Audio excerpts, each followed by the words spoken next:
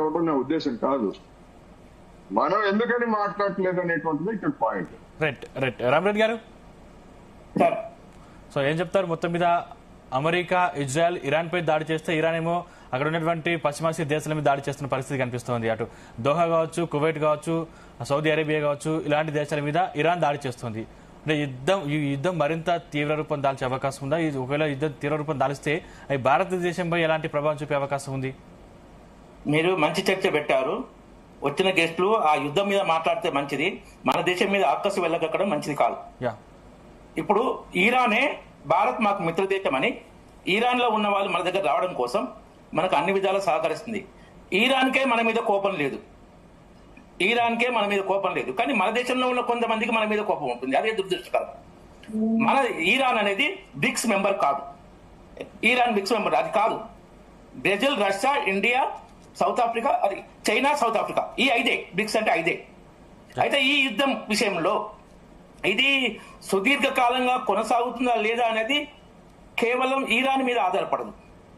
America, Israel power ముందు ఈరాన్ power అసలు పోల్చదగ్గది కాదు. ఈరాన్ కు చైనా సీక్రెట్ గా కానీ ఓపెన్ కానీ ఎంత సహకరిస్తుంది అనే దాన్ని బట్టి యుద్ధం కొనసాగింపు నిర్ణయం అవుతుంది. రష్యా కొంతవరకు, ఎందుకంటే రష్యాకు సహజంగానే కోపం ఉంది అమెరికా మీద, దాన్ని ఎవరు తప్పపట్టలేదు. ఎందుకంటే ఉక్రెయిన్ తో యుద్ధంలో వెస్ట్ అమెరికా పాత్ర ఉంది కాబట్టి తనకు ఏదైతే వాటర్ వేస్ ఉందో దాన్ని క్లోజ్ చేసి అక్కడిని నాటను కూసేపెట్టాలని చూస్తే ఏ దేశం సహించలేదు. గొంతు మీద కత్తి పెడతా అంటే ఏ దేశం సహించలేదు. అట్లా రష్యా ఉక్రెయిన్ తో పోరాటం చేస్తుంది. అయితే ఒక్క నిమిషం ప్లీజ్. అయితే కాబట్టి అక్కడ అమెరికా ఉక్రెయిన్ సహకరిస్తుంది కాబట్టి రష్యాకు సహజంగానే ఉక్రెయిన్ మీద కోపం ఉంటుంది.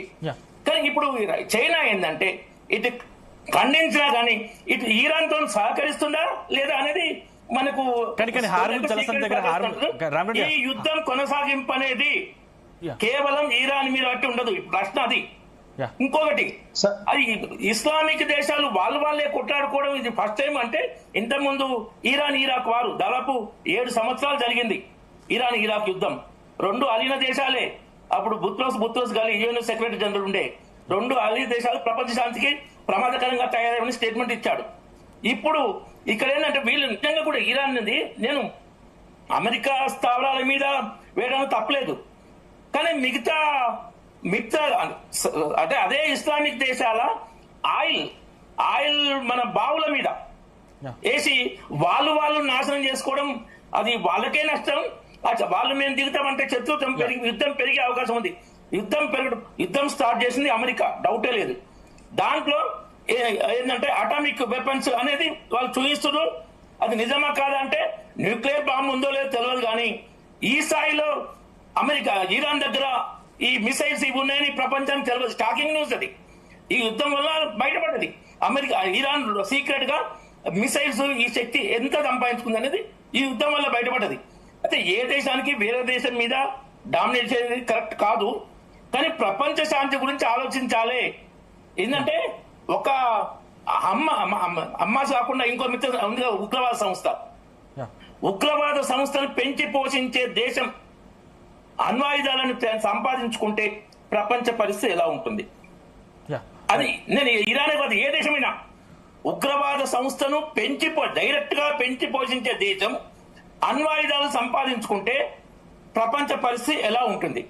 దాన్ని కూడా ఆలోచించాలి.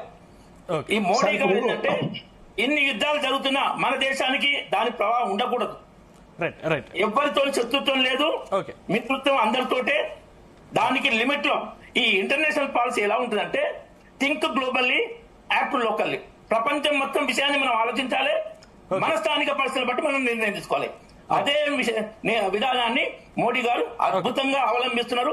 మన దేశానికి మనం హోలీ పండుగ, అక్కడ యుద్ధాలు జరుగుతుంటాయి, ఇక్కడ మనం హోలీ పండుగ అద్భుతంగా చేసుకున్నామంటే మోడీ గారి నాయకత్వం మీద దేశ ప్రజలకు నమ్మకంతో.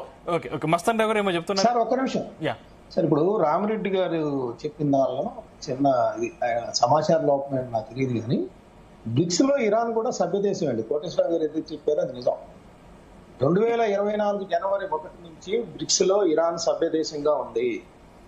అది మీకు ఒక ఇన్ఫర్మేషన్ లోపం ఉంటే తెలుసుకుంది. ఒకటి. రెండోది ఏంటంటే సార్ రామిరెడ్డి గారు చెప్పిన దాంట్లో భారత్ ఎక్కడి నుంచి కొనాలో భారత ప్రతినిధే ప్రకటిస్తే బాగుండేది. అమెరికా ఇవాళ ప్రతినిధి కేంద్రం ప్రకటించదండి. సార్ కాదు రష్యా నుంచి రామరెడ్డి గారు మీరు ఇతరులను మాట్లాడివ్వండి. వినండి. రామరెడ్డి గారు, ఒక్క నిమిషం. ఇతరులను మాట్లాడివ్వండి. Yeah. అబద్ధాలు చెప్తున్నారు మీరు. Yeah. అబద్ధాలు చెప్తున్నారు మీరు. రామరెడ్డి గారు, ఒక్క నిమిషం. రామరెడ్డి గారు, మీరు ఒక్క నిమిషం ఆగండి. రామరెడ్డి 11 దేశాలు ఉన్నాయి. యా మీకు తెలియకపోతే తెలుసుకోండి. మనువాద కాలంలో ఉంటే ఎట్లా మీద యా ఓకే రైట్ రైట్ ఎవరి అనుమతి అవసరం లేదని కేంద్రం కాదు ప్రకటించింది. రామరెడ్డి గారు ఒక్క నిమిషం. వాస్తవం తెలియాలి ప్రజలకి. 11 దేశాలు ఉన్నాయి, మీరు 5 అన్నారు. 11 దేశాలు ఉన్నాయి. Brazil, Russia, India, China, south Africa, Egypt, Ethiopia, Indonesia, Iran, Saudi Arabia. మళ్ళీ ఎందుకు మాట్లాడతారు? ఓకే రైట్ రైట్ మనకి ఇంకో గెస్ట్ మిగిలి ఉన్నారు. రామరెడ్డి ఒక నిమిషం. మనకి ఇంకో గెస్ట్ మిగిలి ఉన్నారు. క్లారిటీ ఇవ్వనండి. ఇప్పుడు ఇండియా ఎవరి దగ్గర కొనాలో ఇండియా ప్రతినిధి ప్రకటిస్తే బాగుంటుంది. అమెరికా మేము పర్మిషన్ ఇచ్చామంటాన్ని ప్రతి భారతీయుడు ఒప్పుకునే పరిస్థితులు లేరు. అది ఇక్కడ మనం గమనించాల్సింది. ఇప్పుడు ఎన్నోసార్లు అమెరికా అబద్ధాలు ఆడింది, ప్రస్తుతం మనం చెప్పినాం. అరే ఒప్పందాన్ని గౌరవిస్తాం సార్, ఒప్పందాన్ని గౌరవిస్తాం. మన సార్వభౌమత్వాన్ని మనం ఎంజాయ్ చేయాలి కదా. 100% పర్మిషన్ ఇస్తారంటే అది కేంద్రం అదే చెప్పింది సార్. అది ఒప్పుకోరు. ఎవరి అనుమతి అవసరం లేదని చెప్పింది. అసలు వాళ్ళని ఖండించాలి. మీరు ఇవ్వడానికి వీలు లేదని వాళ్ళకి కూడా చెప్పాల్సిన అవసరం ఉంది.